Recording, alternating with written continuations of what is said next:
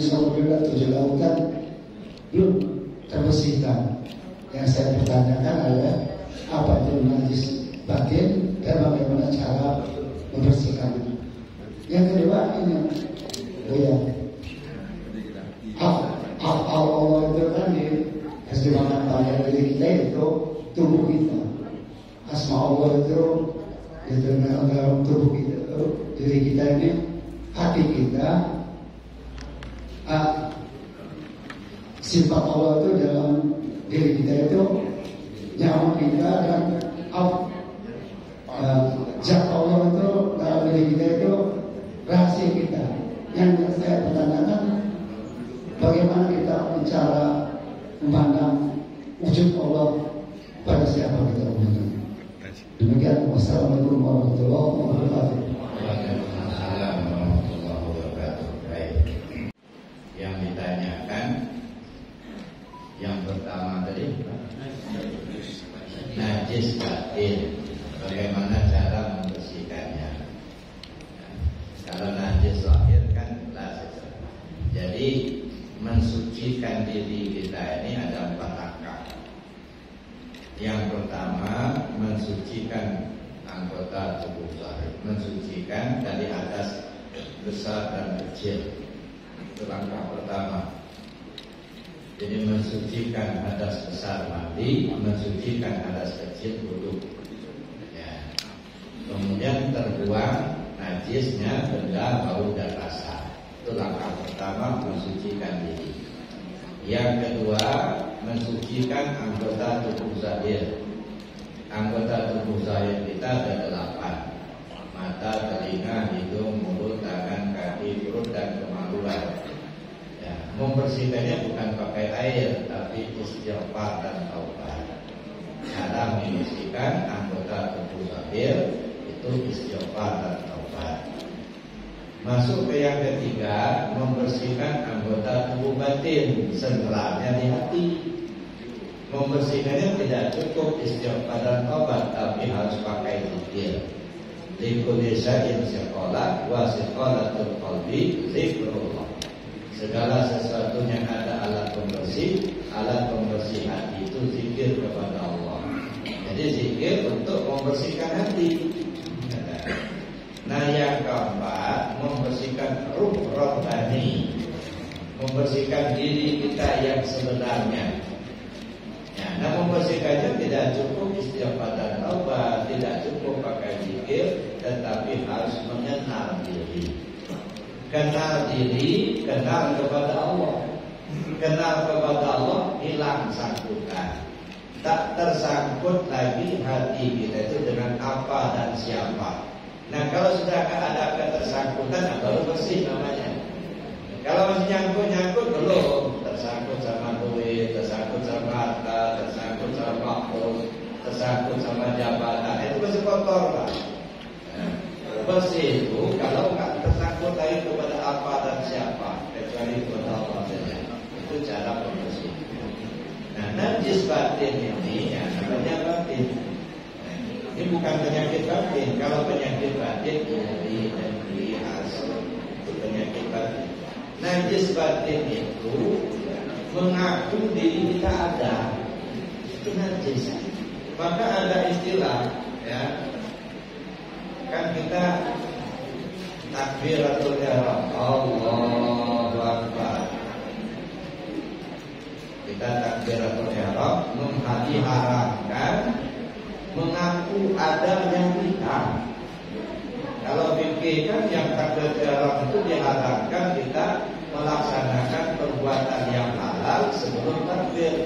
Begitu kita takbir nggak boleh lagi makan minum kan halal. Tapi begitu takbir nggak boleh, itu disyariat. Tapi di hakikatnya apa yang diharamkan? Ngaku ada.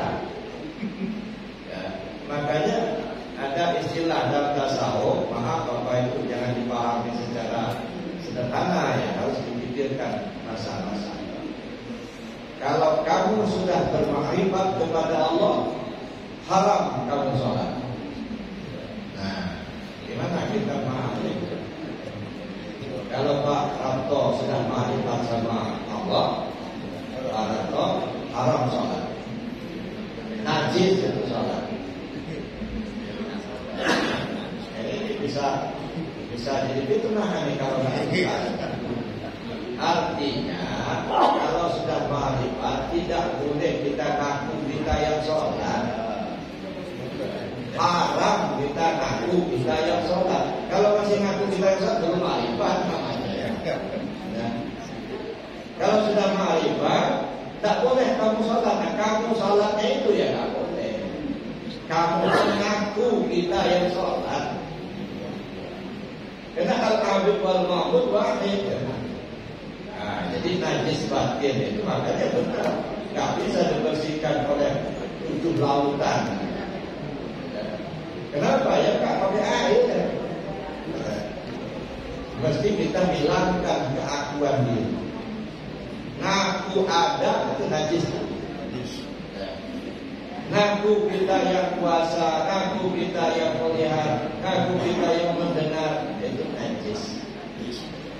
Ya, bersihkan itu. Ya mala ya qauman wala banun illa man atallah biqalbin salim. Pada satu saat nanti harta anak suami istri gak bisa tolong. Yang selamat hanyalah yang datang menghadap Allah dengan hati yang bersih, bersih dari selain Allah. Yang ada cuma ada Allah di hati kita.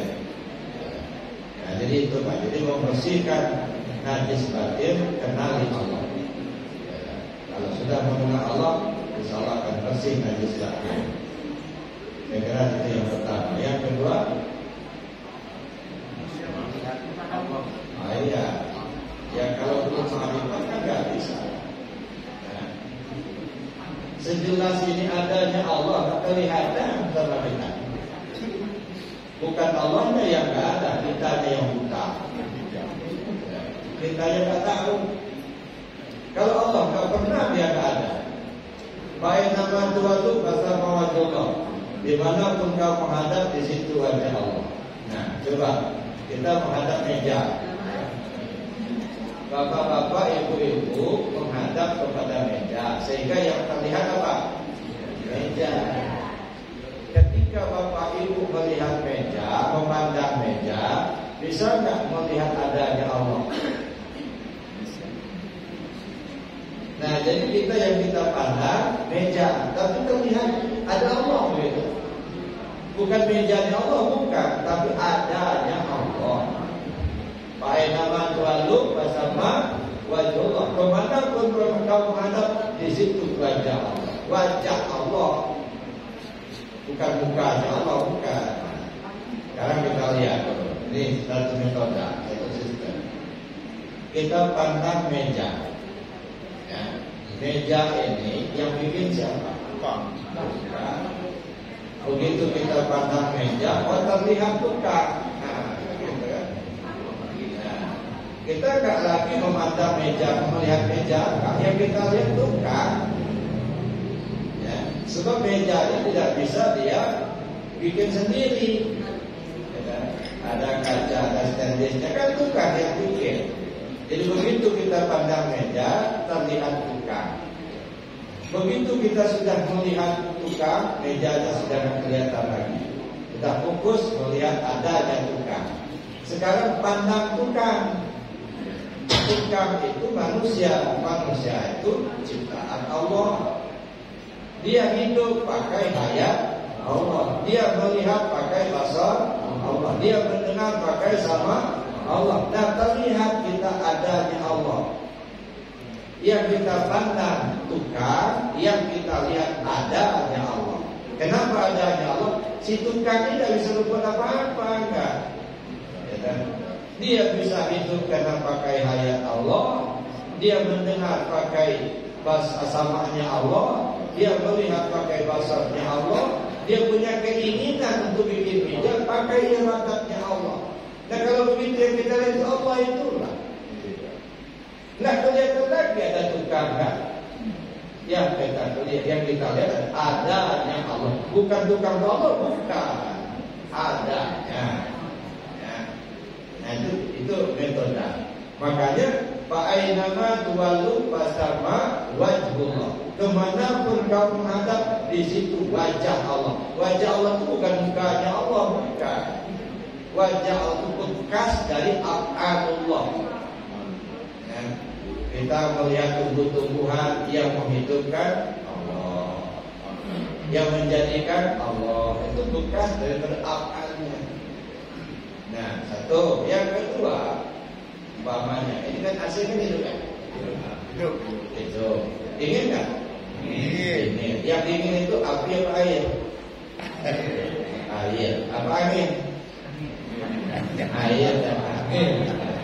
Yang membuat dingin itu karena ada angin, kan gitu? Ada air, ada angin. Terasa dingin karena ada angin.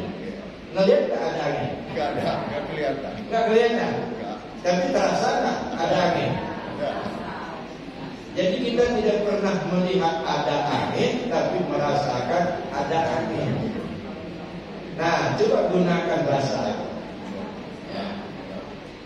Kita nggak pernah lihat angin, tapi angin lagi menembus. Nih, mana ada angin? Dirasa. Nah, merasa nggak kalau kita ini hidup? Yang hidup itu Allah. Merasa nggak kalau kita ini mendengar itu Allah. Menghilangkan rasa adanya kita untuk menimbulkan adanya Allah. Jadi kita bukan mengaku Tuhan, bukan, tapi mengaku nggak ada. Ketika kita sudah merasakan ketiadaan diri kita, maka yang tinggal hanya adanya Allah. Kan begitu. Nah, ini kan tertutup. Kita tidak bisa melihat adanya Allah. Kenapa? Tertutup. Yang menutupnya siapa? Ya kita sendiri yang menutupnya. Pakai apa kita menutupnya? Pakai akuan-akuan. Ngaku-ngaku aku yang melihat. Masa Allah kan kelihatan. Aku yang kuasa. Padahal Allah kan. Nah, jadi tidak terlihat adanya Allah. Kenapa? Karena ditutup oleh pengakuan diri kita sendiri. Coba buang akuan-akuan itu. Nah, baru terlihat adanya Allah. Ya. Terlihat Allah kuasa. Karena kita merasakan ketiadaan kuasa kita. Cuma kadang-kadang kita ini cuma bisa ngomong tapi tidak paham. La haula wala quwwata illa billah. Udah kita omongin begitu kita dengar hayya 'alas shalah. Apa jawabnya? La haula wala quwwata illa billah. Tiada daya, tiada upaya, tiada kemauan, tiada kemampuan melainkan dengan Allah. Kata kita. Lalu kita berangkat dari rumah jalan kaki, katanya tiada daya, tiada upaya. Tapi jalan. Nah, yang jalan itu siapa? Katanya tiada daya upaya, tapi katanya kita tegak berdiri. Yang tegak berdiri siapa? Kau usah dijawab. Paham saja. Jadi kalau kita paham sebenarnya apa yang kita sebut la haula wala quwwata illa billah tadi, sudah selesai lagi. Cuma kadang-kadang kita hafal tapi nggak paham. Nah, yang kita cari itu pahamnya itu. Ya, mudah-mudahan diberi paham oleh Allah. Cukup ya, Bapak? Cukup. Ya, alhamdulillah pagi hari ini kita cukup sini dan sebelum kami tutup kita mohon diimani oleh Ambiya untuk doa kita begini. Mudah-mudahan senantiasa kita dibimbing oleh Allah Subhanahu wa taala.